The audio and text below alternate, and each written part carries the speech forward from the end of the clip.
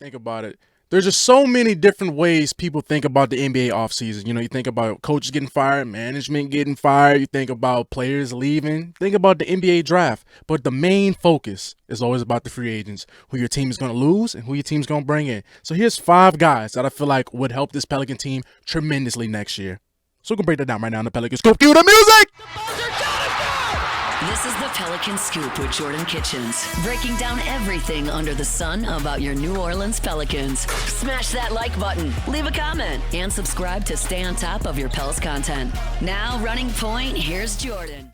What is good, YouTube? Welcome back to another edition of the Pelicans Scoop. I am your host with the most, Jordan Kitchens. Happy Friday, ladies and gentlemen. The weekend is here, and the only best way to go with the weekend, other than having, a little nice drinky drink, is talk about some hypotheticals. Yeah! Let's talk about some hypotheticals, ladies and gentlemen. Let's talk about some players, hypothetically speaking, would help this Pelicans team. Now, this list that I've constructed, I wanted to make sure, first things first, all the players, I really wanted to just focus on unrestricted free agents, right? There's restricted free agents, but I wanted to focus on the guys that are, not being held captive by a team just, the team doesn't want to let them go or they don't like the price or whatever. I wanted to just focus on the guys I know there is no restrictions with them. Other than, one of the guys has a player option, so he could opt into a no deal. He probably will. Like I said, these are all hypotheticals. It's the all season, baby. We're just talking hypotheticals. It's Friday. We're here to have a good time. So further and furthermost, to start off the list, we're going to start with my number one guy I feel like will help this team a lot, John Collins. And a lot of people are like, whoa.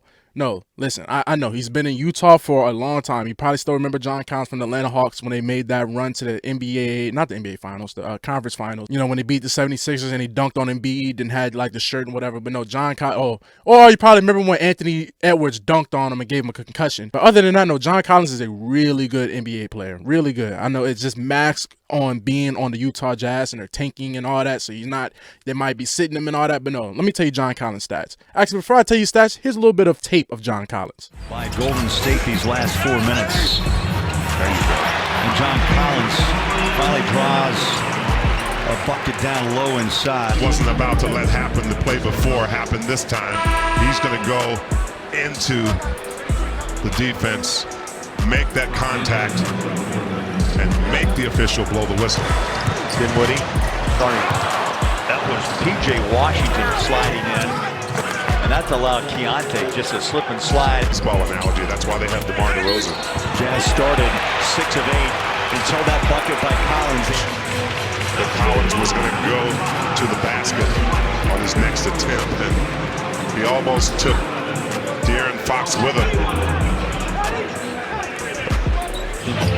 Just the opposite. Things just couldn't go their way.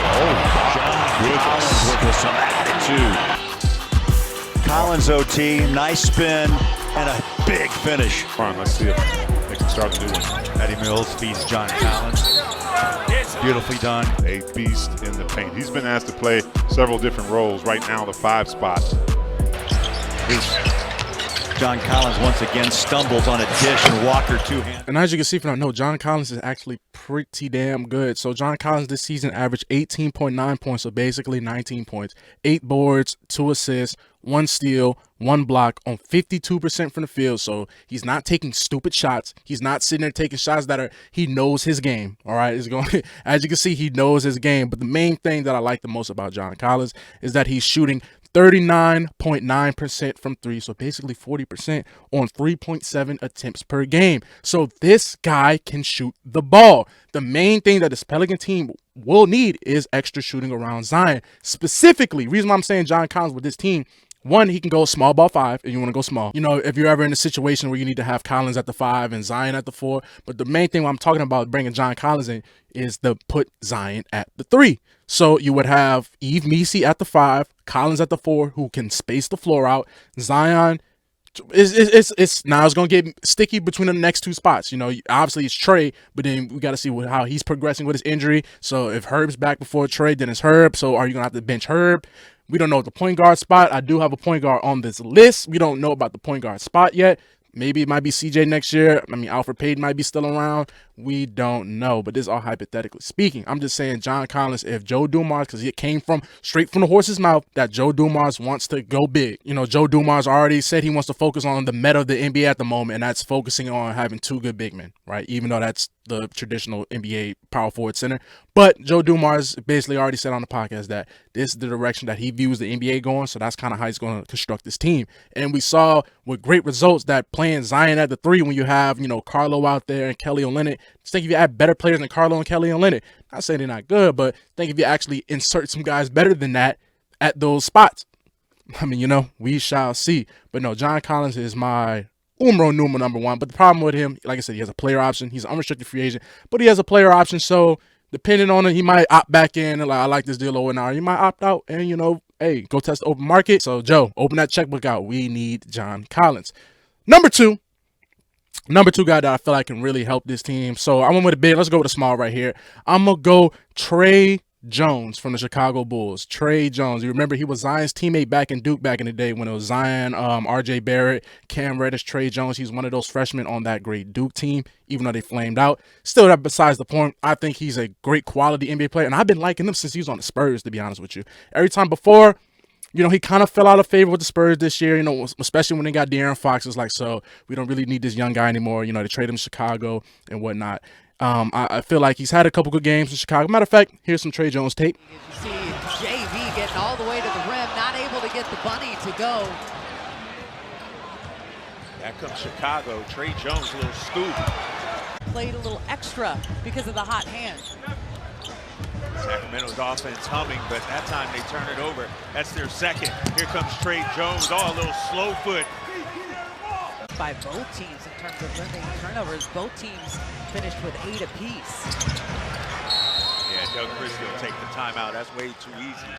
Westbrook, Harden, LeBron, and Curry, I believe, that have reached that plateau.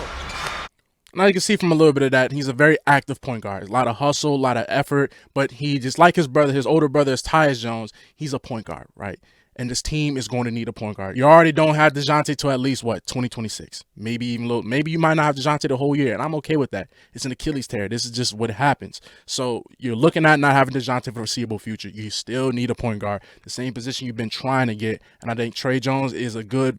At this point, he's a veteran. At this point, he's a veteran in the NBA. He knows how to play point guard. You still have Alfred Payton, but I think Trey Jones gives you a little bit more shooting. So here's Trey Jones' stats. So last year in the Chicago Bulls, Trey Jones averaged 7 points, 2.5 rebounds, 4.2 assists on 53% from the field and 39.6% from 3. Granted, that was only on 1 attempt, but you can see that, you know, he can, if need be, he can hit the 3. But it's more about being a point guard. He's a little bit bigger than Jose, even though Jose is a better shooter. Jose's a little bit more scrappier. I think Trey Jones, he's a little bigger than Jose. I do like Trey Jones, and I feel like you're just going to need point guard depth. You're not bringing Trey Jones in to be the savior of the franchise. You're bringing Trey Jones in to be a nice little, let you know, with Brandon Boston Jr., it's just so many different hypotheticals that could happen. I just feel like Trey Jones, for what you need, not necessarily he's going to come and be all NBA, but no, just to be a solid that you can rely on point guard that can come off the bench, maybe start in spots. I think Trey Jones could be that for this team. Now, next guy, I feel like his price tag will be a little too high, but we shall see, is Malik Beasley. I mean, he basically led the NBA in threes last year. Ant had to come and take that from him at the very end, but he was a sniper from 3 this year. I mean, what more does this team needs more than shooting? Now, with Malik Beasley, guys, I'm not going to include no film with him. He's a sniper from 3. All right, as you can see, he averaged 16 points per game, like 2 rebounds, 1 assist, not important. He shot 43% from the field, 41.6% from 3 on 9.3 attempts per game. Absolute sniper. You can get the visual of what he is. He's just come up through. If you leave him open, he's smacking you in the face with a 3. Come off screens, whatever. But what scares me a little bit is that he shoots 67% from the free throw line, and you're a good shooter. That's a little weird, but he's not shooting that many free throws. He's not attacking the rim, so I get that, but that's just very low for a very good shooter in the NBA. So the reason why I feel like Malik Beasley would be a great addition to the team, not only do you need scoring, you need shooting, but Jordan Hawkins hasn't really lived up to that role that Malik Beasley would fill. You know, you don't have necessarily a guy that's high volume threes, making threes, other than CJ McCollum and Trey, but Trey threes kind of dwindled a little bit because he started to add a little bit more to his game. You don't really have a guy just there to hit threes and make buckets. That's exactly what Malik Beasley would bring to this team. So I think he will be a good addition. I think he's looking for a payday. He will get paid. I mean, if you're shooting 41% from three on 9 attempts a game, you basically led the NBA in threes this year. If it wasn't for Anthony Edwards at the very end, you're gonna get paid. In the NBA, you shoot threes, you make them at a high percentage, you're gonna get paid. So I can see him getting a good payday. Maybe not from the Pelicans necessarily, but hey man, if he wants to be in New Orleans, we would gladly take Malik Beasley. Granted, I don't know, you know, it's gonna be a little weird in the locker room. You know, Malik Beasley is one of those guys that he's one of those homies that's gonna try and mess with your girl. Like we didn't see that plenty of times throughout his little career. You know, dealing with Scottie Pippen, ex-wife, and doing this. Malik Beasley's a little slimy, so him and Zion in the same locker room is going, I don't know, man. They're going to be on, maybe him being in New Orleans might not be the best idea. Now, the next guy who I'm very excited to show is called Guerschon Yabusele from the Philadelphia 76ers. Via from France. He was a first-round pick like in 2016, way back in the day. Also, if you watched the Olympics last year, he was the guy on France that dunked on LeBron. I was giving LeBron the business. Even though Team USA came at the very end, he was showing up. And honestly, that performance got him back in the NBA and got him on the Philadelphia 76ers this year. So here's Guerschon Yabusele's tape. Guardian Bridges and takes it away. And Yabusele. Guerschon. Oh!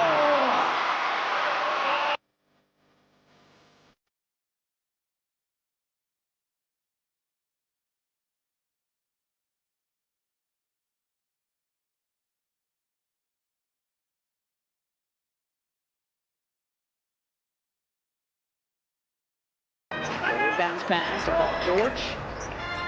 Abu, a deep three, and Guerschon's got it. And it goes. Bullet pass ahead.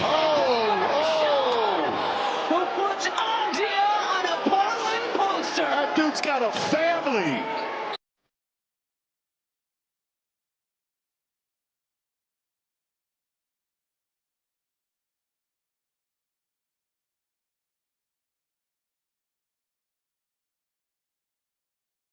Not about the three, and taking it as former teammates. Shot clock winding down on Yabusele, who takes it home. Now with Yabusele, let's just go through his stats and I'll give you my little breakdown real quick. So he averaged 11 points last year on 5.6 rebounds, 2.1 assists, 50% from the field, 38% from three on 3.9 attempts. So he can hit the three, as you can see from that little 1-3 hit on Wemby.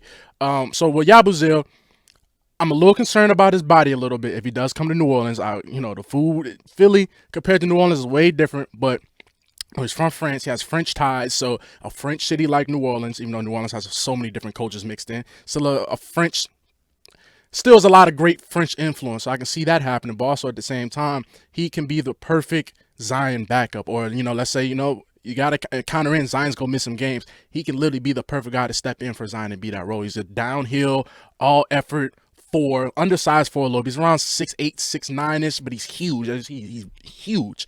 They call him the dancing bear, right? He's very burly build, strong as an ox. So I think that maybe you can go in a situation where some little small ball five a little bit with him, but necessarily he's the guy coming in when Zion comes out the game. He's coming in, or Zion's not playing. He's the guy that I envision that can come in and not give you, obviously he can't give you Zion's production, but still be a very solid role player and a very solid, I think, a veteran presence. Like, he instills toughness. He's tough. And I've been saying screaming from the mountaintops, this team needs toughness. This team needs dogs, right? And Yabusele is a dog.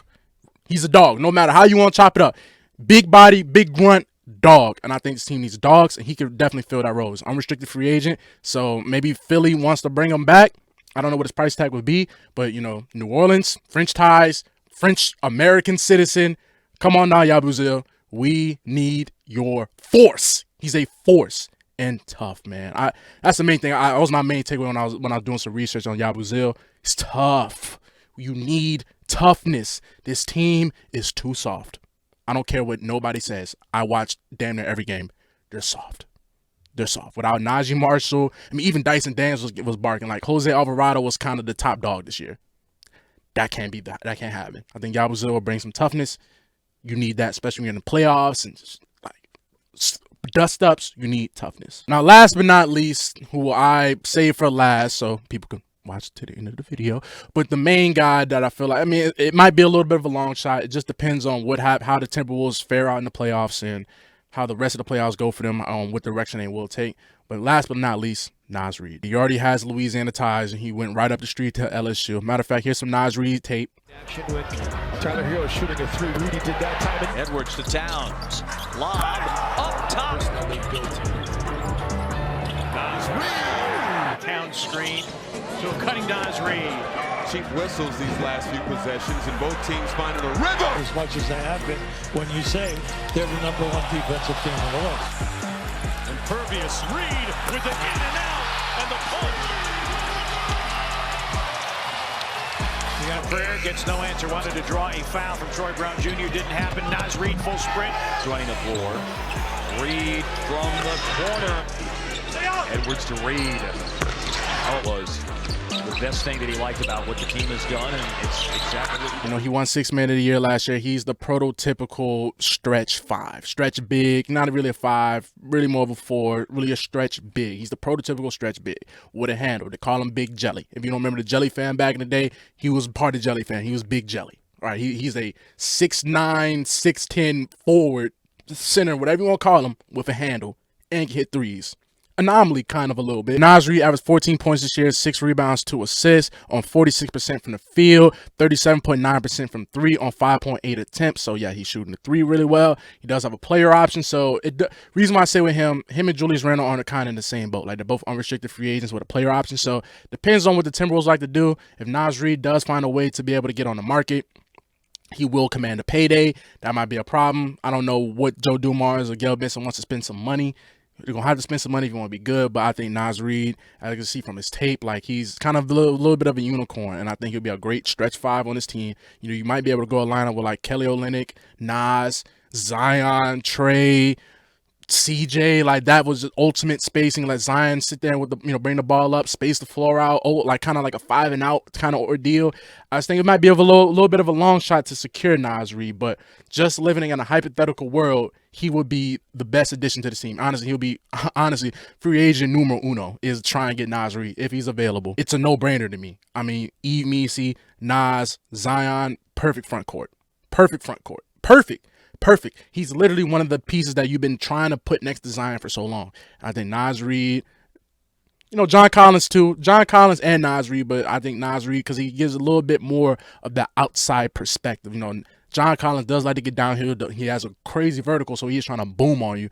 But Naz Reid, that's not necessarily the defender that John Collins is, but Naz Reid still offensively, which his team needs is offense.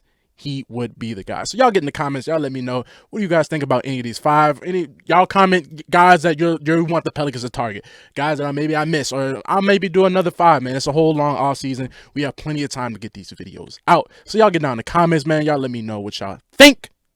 And y'all also enjoy your Friday, man. I've been your host, the Mo Jordan Kitchens, baby, and I'm signing out. Peace.